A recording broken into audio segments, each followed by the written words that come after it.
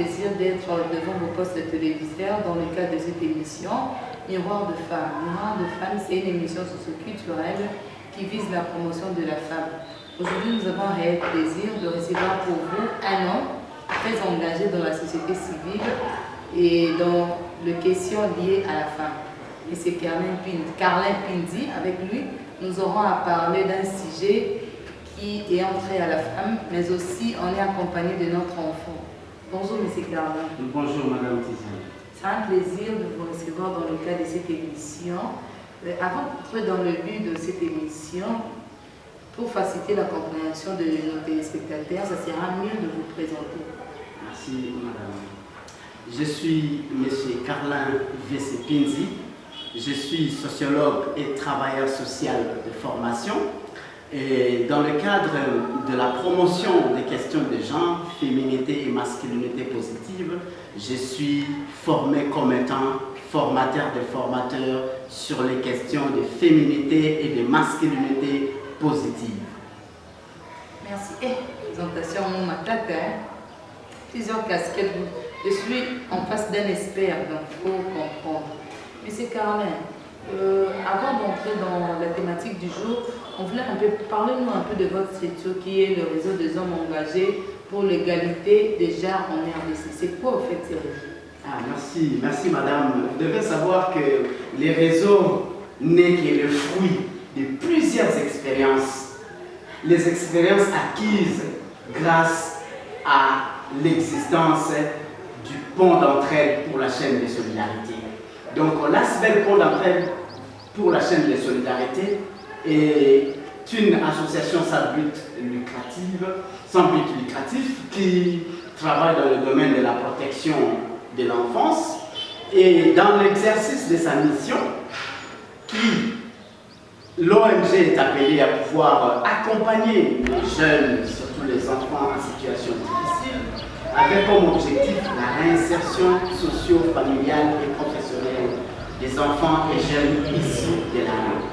Et le pont d'entraide pour la chaîne de solidarité mène beaucoup d'actions dans la communauté basée au niveau des quartiers Ngombaki-Koussa, mais aussi à Biza, aux zones. C'est là où du moins les actions du pont d'entraide pour la chaîne de solidarité a commencé. Mais vous devez savoir qu'il y a tout un paquet d'activités que PEX mène dans les grands domaines qu'on appelle l'accompagnement psychosocial des enfants et jeunes en situation difficile.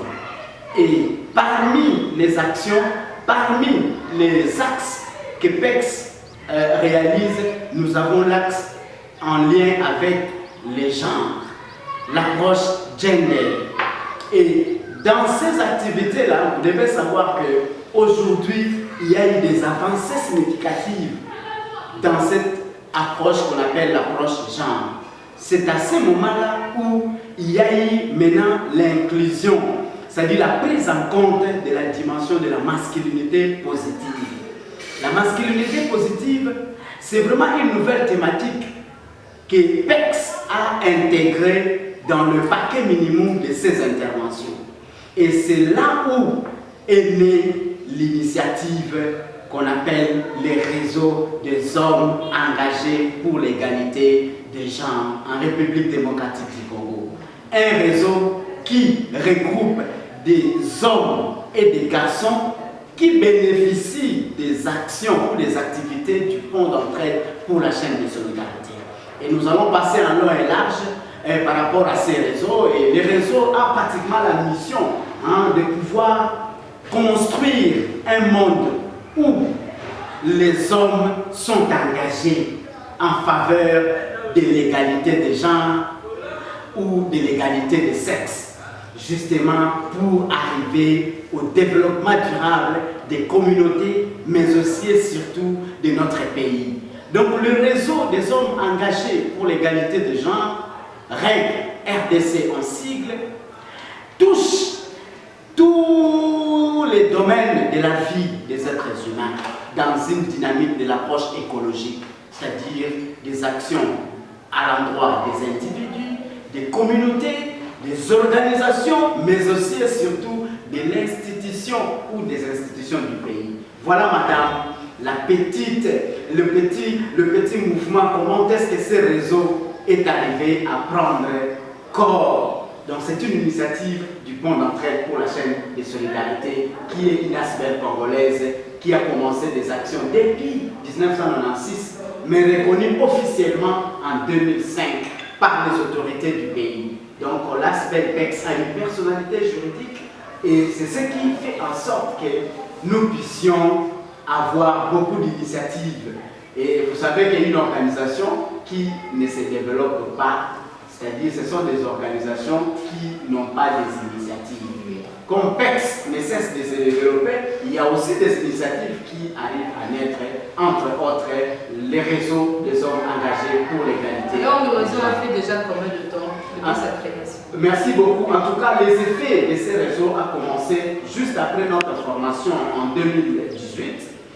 Ici à Kinshasa, donc nous avons été formés à l'Est, c'est-à-dire à Goma, par un organisme international qu'on appelle Promundo, mais à travers Living Peace, dans le cadre d'un grand projet qu'on appelle le projet de lutte contre les violences urbaines, où on a eu à développer beaucoup de clubs de jeunes pour mettre fin aux formes de violence et aussi prévenir les adhésions des jeunes dans le groupe des gangs. C'était un projet initié par les réseaux des éducateurs des enfants et jeunes des rues, qu'on appelle REGER, en collaboration avec l'AID, une structure de la place, mais aussi et surtout de la Coalition nationale de l'éducation pour tous.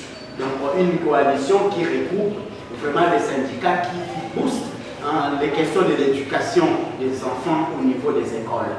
C'est comme ça que les activités ici à Kinshasa ont vraiment commencé à partir de juste après cette formation des formateurs. Donc ça fait pratiquement 4 ans. Absolument, 4 ans. Mais l'ASBEL a commencé depuis longtemps. Mais cette dimension-là est venue s'inclure, donc s'insérer dans la perspective, voilà, dans la perspective de l'approche genre. Mais c'est quand même, vous savez qu'il y a plusieurs réseaux ici à Kinshasa. Essayez un peu de nous dire quel est l'apport de ces réseaux au sein de notre communauté, de notre société, particulièrement dans notre communauté ici à Kinshasa. Quel est son apport? Parce qu'aujourd'hui, nous voyons plusieurs réseaux de femmes, de jeunes, plusieurs coalitions. Quel est votre apport? En tout cas, ces réseaux ont une dimension très spécifique. Vous savez que beaucoup d'études, madame, beaucoup d'études démontrent que les auteurs de violences basées sur les gens, les auteurs de maltraitance au niveau des communautés, où les femmes et les filles sont vraiment des victimes dans la majorité des cas, ces auteurs-là sont des hommes. Et ces réseaux voudraient vraiment apporter un plus, une nouvelle donne dans la dynamique d'engager les hommes, dans la dynamique d'impliquer les hommes à lutter contre toutes les formes de violence, à prévenir, mais aussi à briser les cycles de violence. Vous savez que si un homme qui est considéré comme auteur de violence est maintenant responsabilisé justement pour prévenir et aussi pour briser les cycles de violence, il y a une réussite, il y a ce qu'on appelle la moitié de la solution. Et c'est cet apport-là que les réseaux voudraient bien donner comme opportunité pour la prévention des violences, pour la prévention, prenons par exemple des mots, c'est-à-dire le mal qui guette nos communautés, entre autres la sortie des enfants au niveau de la rue. Donc les réseaux ont son pesant d'or justement pour aider les communautés à construire des environnements sains, des environnements où on n'arrive pas à cultiver ce qu'on appelle les mots, c'est-à-dire des sociétés où il n'y a pas la violence, des sociétés où les hommes et les femmes, les filles et les garçons travaillent comme étant des partenaires, collaborent dans l'exercice de tout ce qui se réalise. Vous pensez que depuis la création de ces réseaux, y a-t-il en rapport avec la violence, d'après vous, est-ce qu'il y a une réduction? Parce que chaque jour, moi particulièrement, je fais le monitoring, il y a toujours de violence, dont les auteurs sont toujours des hommes. Merci beaucoup. En tout cas, le réseau est en train vraiment de contribuer. Vous savez que ce serait difficile de dire que le réseau va vraiment mettre fin aux violences. Mais les réseaux apportent sa contribution. Les réseaux arrivent aussi à analyser quelles sont les vraies causes, quels sont les méandres qui arrivent à pouvoir ouvrir les portes aux violences au sein des communautés. Oui, les violences, nous les connaissons, nous les vivons. C'est vraiment une situation malheureuse que nous vivons au sein de nos communautés. Mais nous devons savoir que nous devons aussi nous poser des questions, de savoir comment est-ce que les garçons et les hommes de nos communautés ont été socialisés. Comment est-ce que les filles et les femmes de notre communauté ont été socialisées? Moi, je pense que c'est la question fondamentale. Si nous voulons vraiment arriver à diminuer les effets toxiques liés aux violences dans nos communautés, nous devons d'abord partir de cette question fondamentale. Analyser les normes socioculturelles, analyser d'abord comment est-ce que les garçons, dès le bas âge, sont socialisés. C'est à ces moments-là où nous allons pouvoir arriver aussi à donner des réponses idoines. Mais madame, il y a eu des avancées significatives parce qu'aujourd'hui, il y a beaucoup d'hommes qui arrivent vraiment à comprendre, à développer ce qu'on appelle des réflexions critiques, à devenir un peu conscients. Les hommes arrivent petit à petit à devenir conscients sur les souffrances dont font l'objet les femmes et les filles. Et je crois que cette approche masculinité positive commence à entrer petit à petit dans... Absolument, c'est une nouvelle vie, c'est un nouveau style de vie. Hein? Ce n'est pas de l'imposition, mais c'est une approche qui arrive maintenant à faire comprendre aux hommes qu'être un homme n'est pas synonyme de la violence. Être un homme, cela ne rime pas avec la violence. Un homme peut aussi être un acteur qui fait la promotion de la prévention naturelle des violences. C'est-à-dire, c'est... Par rapport à ça, ici nous sommes à l'UPEN et au sein du centre des enfants. Essayez un peu de nous parler de ces centres des enfants. Comment ça se passe? Quelles sont les conditions? Vous avez combien d'enfants? Essayez un peu de nous parler en nom en large de ces centres. Merci beaucoup. Ici, nous sommes au sein du fonds d'entraide pour la chaîne de solidarité qui a à son sein le centre qu'on appelle le centre d'accueil Bongissa. Et c'est ce centre-là qui accueille les enfants. Pourquoi vous avez donné le nom Bongissa? Donc, quand les enfants viennent ici, vous allez bien comprendre parce qu'un enfant qui se trouve dans la situation des rues, d'une manière ou d'une autre, c'est un enfant abandonné à son triste sort. Et vous devez savoir que la rue, c'est un cadre qui arrive à faire rien que la promotion des antivaleurs. Un enfant qui évolue dans la rue perd les repères. Donc il arrive à perdre ce qu'on appelle l'identité de son enfance. Vous voyez, il perd les repères primaires. Et cet enfant-là, d'une manière ou d'une autre, mérite des interventions, justement pour être abondant. Vous voyez, et c'est comme ça que l'initiative, en disant de la création de cette structure pour la chaîne de solidarité est venue de Madame Ntsona Kaboussou, que je salue, notre fondatrice du pont d'entraide pour la chaîne de solidarité. On la salue en passant. Effectivement, elle a voulu donner l'opportunité aux enfants, parce que la rue n'enfante pas les enfants.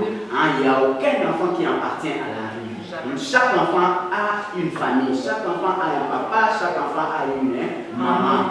D'où nous voulions vraiment leur offrir ces cadres qu'on appelle les centres d'accueil Bongissa comme cadre de transit. Pourquoi? Parce qu'un enfant qui a perdu son identité au niveau de la rue mérite d'être recouvré, mérite de retrouver sa place au sein de la société. Voilà pourquoi au niveau du centre d'accueil Bongissa, nous menons beaucoup d'activités. Aujourd'hui, vous avez combien d'enfants? Le total des enfants qui sont... Nous avons une capacité de plus ou moins 50 enfants. Donc nous accueillons rien que des garçons jusqu'à présent parce que les perspectives, nous envisageons aussi créer, c'est-à-dire construire des bâtiments. Mais ce n'est pas une forme de discrimination. Voilà pourquoi je suis en train de vous expliquer que les conditions dans lesquelles, c'est-à-dire les situations financières, en ne permettant pas en sorte que nous puissions vraiment avoir un cadre vraiment élargi pour aussi accueillir les filles. Mais nous n'abandonnons pas les filles. même si nous accompagnons jusqu'à présent les garçons en hébergement, mais les filles qui sont aussi en situation de rue sont aussi notre cible. C'est-à-dire nous accompagnons et les garçons et les filles. Mais au niveau du centre d'accueil Bongissa, qui est un centre de transit des enfants issus de la rue, nous n'accueillons jusqu'à présent que des garçons. Pourquoi? Parce que jusque-là, nous voulons respecter ce qu'on appelle des normes et standards de prise en charge des enfants, édictés par notre ministère de tutelle au niveau des affaires sociales. Et recevoir les filles, cela mérite encore que la structure prenne d'entraide pour la chaîne de solidarité et des moyens conséquents pour répondre aussi aux besoins. Parce que les structures sont là pour la protection des enfants. Donc nous ne pouvons pas accueillir au même moment et les filles et les garçons si et seulement si nous ne sommes pas encore capables de pouvoir répondre ou réaliser des droits qui sont dévolus aux enfants. Voilà pourquoi nous ouvrons aussi ce qu'on appelle des centres de formation. C'est-à-dire nous avons les centres de la coupe et couture, menuiserie et restauration traiteur pour accueillir aussi toutes les filles des communautés, tous les garçons des communautés, mais aussi et surtout certains jeunes qui sont aussi hébergés, justement pour créer cette ambiance familiale, afin que les garçons que nous accompagnons ne puissent pas être écartés de la communauté. Et voilà la tranche d'âge des enfants que vous recevez, comment de tel âge à tel âge? Merci beaucoup. Au niveau du centre d'accueil Bongissa, vous devez savoir que la loi nous permet d'accueillir le jeune jusqu'à l'âge de moins de 18 ans, donc allant pratiquement de 6 à moins de 18 ans. Mais il y a des cas exceptionnels, pendant par exemple un enfant qui est vraiment dans les besoins de protection, qui nécessite des mesures spéciales de protection. On peut descendre jusqu'à 4 ans, 3 ans même. Alors le bébé, vous ne prenez pas de bébé? En tout cas, le bébé jusqu'à présent, nous n'avons pas de crèche, parce que les structures qui accompagnent les bébés, il y a aussi des normes qu'il faudrait respecter. Voilà pourquoi nous, dans notre format, nous n'accueillons que des jeunes à partir de 6 ans et un tout petit peu, on peut descendre à 3-4 ans. Là, du moins, l'enfant peut déjà être accompagné par l'équipe éducative jusqu'à moins de 18 ans. À partir de 3 ans, ces enfants-là étudient dans des écoles normales et aussi, parce que je pense qu'entre 3 ans et 10 ans, l'enfant ne peut pas participer dans le métier. Il doit être normalement à l'école. Est-ce que vous avez des écoles partenaires ou comment ça se passe? Merci beaucoup. En tout cas, donc, pour tous les enfants qui sont au niveau du centre d'accueil Bongissa, la structure fait un effort de pouvoir les... Quand je vous dis la réalisation des droits des enfants, il y a aussi l'aspect éducation. Donc les enfants fréquentent des écoles de la place. Nous n'avons pas des écoles ici sur place, nous n'avons que des centres, disons, professionnels d'apprentissage de métiers. Ici sur place, menuiserie, coupe et couture et restauration traiteur. Mais par rapport aux écoles, c'est-à-dire cycle normal, école primaire, secondaire, nous orientons les enfants et la majorité qui sont ici fréquentent une école de la place, donc l'école Anuarité. La majorité des enfants fréquentent l'école Anuarité. C'est votre partenaire? Oui, disons, on dit que lorsque vous êtes déjà en contact avec d'autres établissements, nous formons ce qu'on appelle la synergie d'action. Donc, ce sont nos partenaires avec qui nous réalisons ensemble la protection et l'éducation, y compris l'instruction de ces enfants. Donc, voilà la dynamique que nous accompagnons. Et alors, en cas de maladie, ces enfants vont dans des hôpitaux. Vous avez des hôpitaux partenaires ou comment ça se passe? Ou toujours Anuarité a aussi un hôpital? Merci beaucoup. Je crois que chaque structure a sa manière de fonctionner. Mais pour nous, nous avons trouvé que c'était important que les enfants qui sont au sein du centre d'accueil Bongissa puissent être mutualisés dans une structure qui fait la promotion de la mutuelle de santé pour la prévention des cas des maladies qui pourraient survenir. Voilà pourquoi les enfants sont des membres affiliés dans une mutuelle de santé de la place. Et c'est à travers cette mutuelle de santé que nos enfants bénéficient des soins, mais au niveau de formation sanitaire qui sont partenaires à cette mutuelle de santé et de la place, qui est pratiquement notre partenaire aussi, grâce aux petits prix, aux petites cotisations que nous accordons pour chaque enfant qui est pris en charge par rapport à notre structure PEX. Et alors, pour les autres côtés, habillement, restauration, comment vous vous sentez-il avec ces enfants? Merci beaucoup. Je pense que nous vivons aussi des cotisations. Au niveau de notre structure, nous vivons des cotisations. Nous avons aussi un grand comité local de protection des enfants au niveau de la communauté qui aussi sensibilise les communautés pour apporter, disons, de l'aide. Mais au niveau aussi des membres de notre organisation, nous avons des membres qui soutiennent la structure, des membres qui ont vraiment boosté les choses. Je citerai comme le docteur Mimi Chernier et la présidente Maman Tsona qui sont actuellement au niveau de la Belgique. Ils font partie du PEX au niveau de la Belgique. Et au niveau de la Belgique, nous avons Inas Bell qui est notre partenaire premier qu'on appelle ETIEM, Enfance Tiers-Monde.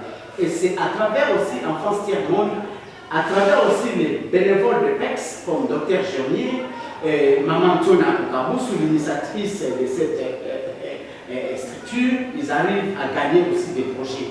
Et actuellement, nous bénéficions de l'appui de la coopération belge au développement, la DGD, la Direction générale à la coopération belge au développement. Et actuellement, nous sommes dans un projet quinquennal, disons, de réunification, de réinsertion socio-familiale des enfants. Et c'est grâce à ces appuis-là, parce que nous construisons aussi des projets, on arrive aussi à prendre en charge de manière holistique ces enfants. Mais vous devez savoir que vous rencontrez. Oui, c'est là où j'allais aussi aborder. Vous devez savoir que chaque enfant est unique. Chaque action que nous amenons à l'endroit d'un enfant, cela ne peut pas être de la même manière avec un autre enfant Y. D'où il y a toujours besoin de couverture d'autres actions que nous menons. Nous sommes limités en termes financiers, pourquoi? Parce que même la capacité d'accueil, c'est plus ou moins 50. Mais si vous voyez les statistiques des enfants en situation de rue au niveau de la communauté, ils sont tellement beaucoup et nous aimerions vraiment donner l'opportunité à tous les jeunes, à tous les enfants en situation difficile qui sont dans notre communauté de Ngaliema de pouvoir aussi bénéficier des actions du Pont d'entraide pour la chaîne de solidarité. Non seulement des actions liées à la réinsertion socio-familiale, mais aussi des actions liées à la transformation des attitudes et des comportements. C'est là où j'étais en train de marier ce qu'on appelle notre approche de masculinité positive rattachée aux actions du Pont d'entraide pour la chaîne de solidarité. Parce que si il y a le nombre important des enfants et jeunes en situation de rue, c'est... Je suis en train de vous signaler qu'on n'est pas seulement avec M. Carnet Kinzi, mais également on est avec un homme des enfants qui est encadré au sein du centre du réseau. Et il s'agit de Zoé. On va un peu aussi donner la parole à Zoé afin de s'exprimer en quelques mots. Ici dans le centre. Ici, ça se passe bien. Ça se passe bien parce que on dort bien, on mange bien et parfois vraiment on part à l'école. Comme tous les enfants qui partent à l'école, je peux dire, ça passe bien. Et quel message tu veux dire à tous les gens qui nous suivent, s'il faut soutenir, comment est-ce qu'on peut soutenir le centre? Oui, une chose que je peux dire, qu'on peut nous soutenir à propos que c'est qu'on a besoin vraiment de partenaires qui peuvent vraiment nous soutenir à propos de nos outils et à propos, je peux dire comment, du loisir, à propos du manger.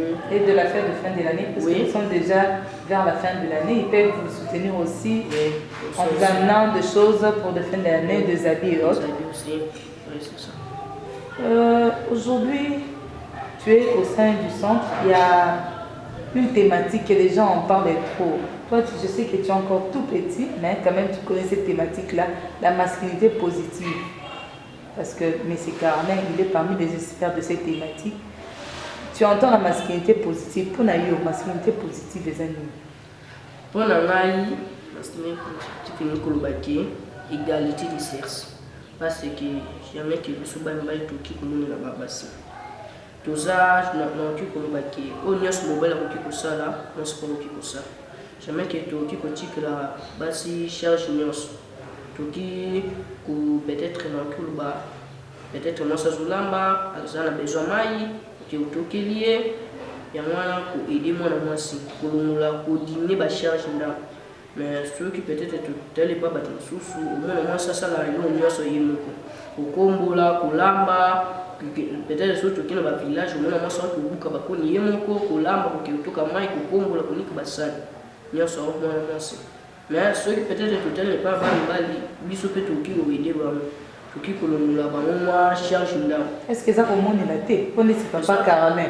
Ah, le sunga maman dans l'union, c'est exactement que. Le fait qu'on a le tombe en dehors, moi ça pas Carla, mon est là hier. Vraiment, c'est quand tu es qui s'est appelé c'est Kazakala. On est ça au monde est laté. On est ça comme qui pour aider. C'est ça qui jamais, moi ça va passer la nuit sur une. Un mois pas au pico libre. Ah, remonter peut-être que ça me sala nuit sur la au pico libre. Peut-être à qui me retourne comme moi. Peut-être bibi doit mailler mon coup. Assisi soit alambi soit que vous avez dans la classe. Aki ani qui subi lamba. Aussi ça le vient avant balala, il faut ani que ben forme bana a corriger ba devoir. C'est ça. C'est quoi le message ni dans autant minutes, le message ni ko bi ko loba. Na ba ni ba le ba on na masculinité positive ma be. On peut na ba on jamais na ko sunga mo sinanga na bala ki yimo fasa la nyonso. On a ba o bozo so ni za ma be. Pour nous batika parce que c'est l'eau a bien été bien sûr que tu bois tout bas là et couper ça bon il y a oh union sur les bassins que nous faisons tout boire mais un mois ça vous péter il faut un mois plus petit la question un mois plus ou la qui n'attend au Congo ni qui bassal alors que musala oh tu vas dire ça oh peut-être oh tu calme on a peut-être aussi que musala miki et moi ça on a ba oh bazo pesa basi musala nyonso batika parce que moi ça va goûter à le voir avec les tirs. Il est pas à la makila, il est pas à la makila. Il est à la mutema, il est au paiement, il est pas au paiement. Jamais que tu critiques la bonne salle en yos. Photo, il est plutôt, il a bon quand même. Merci Zoé, nous avons donné un souk à l'émission. Dites-nous un peu, nous le savons très bien, ça fait une année, le chef de l'État a été couronné comme champion en masculinité positive. D'après vous, quelle lecture faites-vous sur cette thématique aujourd'hui qui fait la lune dans notre société, la masculinité positive, vous en tant qu'expert? Merci beaucoup. Vous devez savoir que effectivement notre chef de l'État, Monsieur Excellence Félix Antoine Tshisekedi Tshilombo, a été sacré comme étant champion sur les questions de la masculinité positive. Donc justement à la fin de son mandat en tant que président de l'Union africaine. Mais ce n'était pas simplement au niveau de l'Union africaine. Cette année d'ailleurs en 2022, en septembre 2022, le chef de l'État a aussi été bénéficiaire d'un prix de leadership africain de la part d'un grand réseau qu'on appelle Renaissance, donc, et puis Diaspora. C'était lors du 77e sommet, donc une rencontre de haut sommet au niveau des Nations Unies. Et cela prouve à suffisance que c'est une thématique qui vaut son pesant d'or actuellement dans notre pays. Et d'ailleurs, c'est une opportunité pour que nous, qui sommes des Congolais, nous puissions maintenant s'approprier de cette thématique. Voilà pourquoi nous, au niveau de PEX, à travers le réseau des hommes engagés pour l'égalité de genre, REG en sigle, nous ne cessons de dire que la masculinité positive, c'est vraiment le seul espoir pour la prévention et la lutte contre toutes les formes de violence, pour la prévention et la lutte contre toutes les formes de stéréotypes basés sur le genre, la lutte contre les inégalités, la lutte contre les discriminations, mais aussi et surtout la transformation des attitudes et des comportements des hommes et des garçons, la transformation des attitudes et des comportements de tous les membres des communautés afin qu'il n'y ait pas des enfants qu'on appelle en situation de rue. Afin que les enfants ne puissent pas bénéficier, disons, des attitudes toxiques de la part des adultes, madame. Mais c'est Carmen, dites-nous un peu par rapport à la masculinité positive, en bref, quelles sont les avancées depuis la venue de cette thématique ici, l'arrivée de cette thématique dans notre communauté congolaise? Merci beaucoup, madame. Vous devez savoir qu'en tout cas, il y a eu des avancées significatives, même s'il y a encore beaucoup de choses à faire. Mais aujourd'hui, la thématique est portée à un niveau haut, comme j'étais en train de vous dire, que notre chef de l'État, son Excellence Félix Antoine Tshisekedi Tshilombo, a été sacré comme étant champion sur les questions de la masculinité positive à l'issue de son mandat au niveau de l'Union africaine, mais aussi et surtout cette année, en 2022, c'était au mois de septembre dernier, notre président de la République a aussi bénéficié d'un prix de leadership africain de la part d'un grand réseau qu'on appelle Renaissance panafricaine pour les diasporas. C'était justement en reconnaissance de sa contribution dans la promotion de l'égalité des sexes. Donc le président a donné déjà un ton. Hein, donc c'est ce qui a fait en sorte qu'aujourd'hui, au niveau de toute la République démocratique du Congo, beaucoup d'organisations, beaucoup, disons, des acteurs de la société civile, ils arrivent maintenant à parler de la dynamique de la masculinité positive. Comment est-ce que dans nos interventions, comment est-ce que dans nos actions, nous sommes appelés à intégrer, c'est-à-dire à prendre en compte cette approche qu'on appelle masculinité positive, qui ne constitue seulement une nouvelle donne dans le sens où ça vient vraiment renforcer les insuffisances de l'approche gender. Parce que la masculinité positive a démontré son efficacité dans beaucoup de pays, aux États-Unis, au Mali, en Afrique du Sud, au niveau du Rwanda, à l'est même de la République démocratique du Congo. C'est par là d'ailleurs que la masculinité positive a commencé. Donc lorsqu'il y a eu un grand forum où tous les acteurs vraiment de la société civile, y compris les journalistes, ont été formés et on les a incités à pouvoir vraiment booster les questions de la masculinité positive.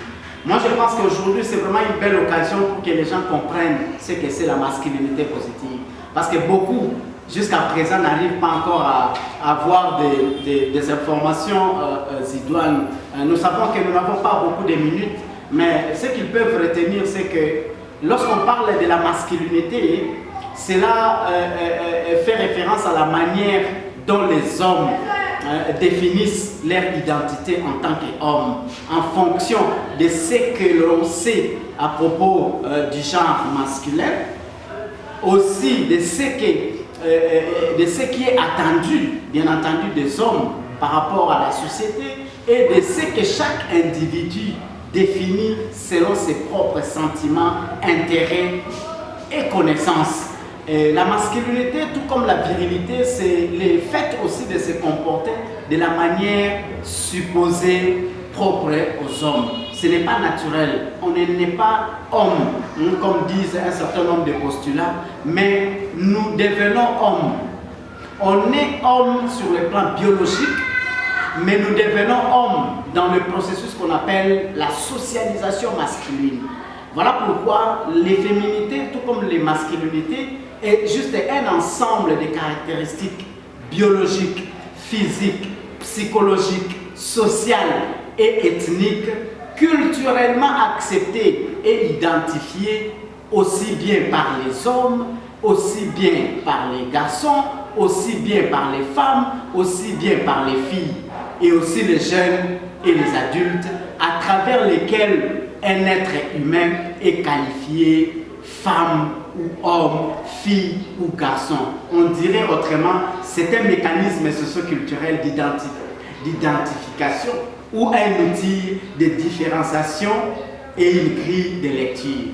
En bref, la masculinité, c'est juste la manière de vivre supposée propre aux hommes. Mais lorsqu'on parle de la masculinité positive, cela fait référence à la manière de vivre des hommes.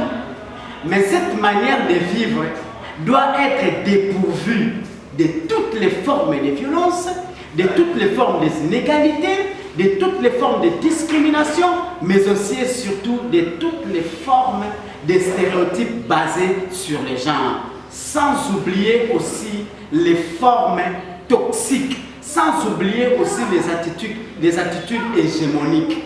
Dans la masculinité positive, en tout cas, c'est cette manière de vivre positive. C'est une nouvelle vie.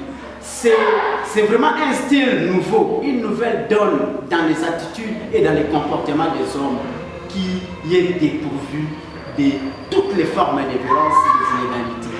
Mais il y a aussi beaucoup d'avantages, madame. Je ne sais pas si je peux illustrer quelques avantages par rapport à... Oui, de façon vraie. Oui. Donc, aujourd'hui, si les hommes reconnaissent leurs faiblesses et leurs besoins d'aide, ils pourront mieux les surmonter. Si les hommes reconnaissent leurs besoins en matière de la santé, ils pourront vivre plus longtemps. Les hommes capables d'exprimer leurs émotions sont plus libres des mandats sociaux. Par conséquent, ils sont moins forcés à faire ce que dictent les autres. La proximité avec les femmes et les enfants, ainsi que la reconnaissance des talents des femmes pour le bien-être de la société. Donc retenons, lorsque nous travaillons dans les questions de la masculinité positive, dans la dynamique de la transformation des normes rigides, cela suppose que les hommes et les garçons peuvent être des alliés stratégiques dans le travail de la transformation des rapports hommes-femmes, filles et garçons, avec comme finalité l'égalité des sexes, qui fait partie de 17 objectifs de développement durable. Le 5, parvenir à cette égalité des sexes, c'est vraiment un objectif lorsque nous travaillons au sein de notre réseau des hommes engagés pour l'égalité des genres, qui n'est rien d'autre qu'une initiative du pont d'entraide pour la chaîne des solidarités. Donc les hommes qui acceptent d'autres formes de masculinité peuvent reconnaître leurs erreurs et s'engager à les corriger. Dans la promotion de la santé co-responsable, aussi la co-responsabilité dans les attitudes et les comportements, cela amène les hommes aujourd'hui à sortir de ce qu'on appelle la majorité silencieuse face aux violences. Parce qu'aujourd'hui, une femme sur 3 est victime de violences. Ça, c'est vraiment connu dans tout le monde. Ici, au niveau de notre pays, il y a des actions. Mais nous aimerions que les hommes développent cet esprit critique, justement pour être conscients des souffrances dont sont objets les filles et les femmes. Voilà, madame, le peu, disons, d'informations que nous pensons apporter dans le chef des communautés, dans le chef des hommes, des femmes qui arrivent à nous suivre par rapport à cette belle émission. Et nous disons toujours que la masculinité positive est le seul espoir justement pour prévenir et mettre fin aux formes de violence et violences basées sur les genres. Les hommes de qualité ne peuvent pas avoir peur de l'égalité. Merci beaucoup. Est-ce qu'on peut avoir, M. Carnet, le numéro de contact et quelles sont les conditions pour adhérer au sein du réseau ou soit au sein de votre organisé PEX? Merci beaucoup. Donc, je pense que les ponts d'entraide pour la chaîne des solidarités, PEX en sigle, pont d'entraide pour la chaîne de solidarité, est chapeauté au niveau de Kinshasa ici par un coordonnateur qu'on appelle le docteur Godefroy Louyei. C'est lui notre chef hiérarchique qui coordonne toutes les activités du pont d'entraide pour la chaîne de solidarité. Et vous pouvez les contacter à travers le numéro 09 98 24 0050. Je répète encore 09 98 24 0050. Et pour des questions liées à la masculinité positive, donc je suis le point focal du réseau des hommes engagés pour l'égalité des genres. Je suis M. Carlin, donc vous pouvez me contacter par le numéro 081 69 25 603. 081 69 25 603. Nous sommes basés à Marine 82 au niveau du quartier Ngomba Kinkoussa à Biza Upen, et nous sommes juste au niveau du parking de Kinzonzi, donc le centre d'accueil Bongissa du pont d'entraide pour la chaîne de solidarité, où il y a un centre d'hébergement transitoire des enfants et jeunes des rues Il y a nos 3 filières de formation, donc coupe, couture, menuiserie et restauration. Sur les réseaux sociaux, on peut vous retrouver. Oui, au niveau des réseaux sociaux, vous pouvez écrire Pont d'entraide pour la chaîne de solidarité.org, Pont d'entraide pour la chaîne de solidarité Kinshasa, mais aussi vous pouvez m'écrire sur Carlin Pi. Donc Carlin, C-A-R-L-I-N, vous espacez un peu, vous mettez seulement P-I-Pi, donc Carlin Pi. Et aussi au niveau du réseau REG, vous pouvez aussi écrire REG RDC, masculinité positive en minuscule. Vous allez vous retrouver sur Facebook et vous allez voir les activités qui sont réalisées. Et au niveau du centre d'accueil Bongissa, c'est là où nous implémentons aussi notre thématique de la masculinité positive au travers aussi la communauté où nous menons des activités du pont d'entraide pour la chaîne de solidarité. Merci beaucoup, M. Carlin. C'est nous qui vous remercions. Et nous allons demander à Zoé s'il a un mot de la fin afin de conclure l'émission. Zoé. Dire merci beaucoup vraiment que comme vous êtes venu ici, que cette émission, que je fais ça chaque jour parce que on veut dire à tout le paroles qu'on a dit ici c'est utile parce qu'on a aussi besoin de l'aide aussi, c'est ça qu'on a besoin. Si que vous avez nous aidé, que Dieu vous donnera beaucoup. Merci. Merci. Merci beaucoup. C'en est fini avec l'émission d'aujourd'hui qui a réussi pour vous, mais c'est Carlin Pindi avec notre enfant Zoé.